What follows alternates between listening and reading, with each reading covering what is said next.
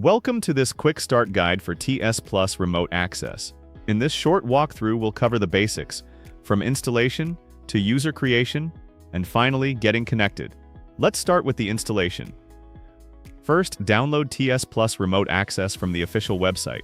Once the download is complete, run the setup-tsplus.exe installer.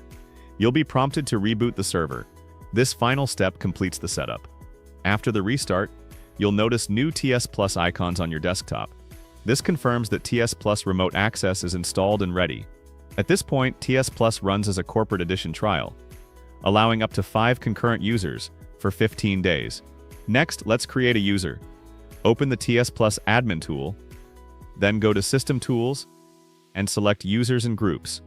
From here, create a new user by choosing a username and password. If you don't want users to change their password at every login, you can disable the password change requirement.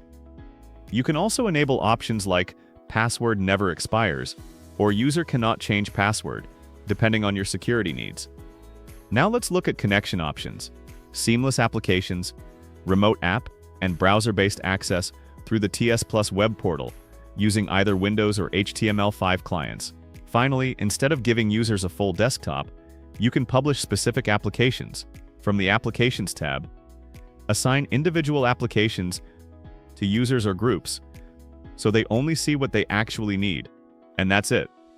Your TSplus server is now installed, configured, and ready to use. For more information and advanced documentation, please visit our website tsplus.me.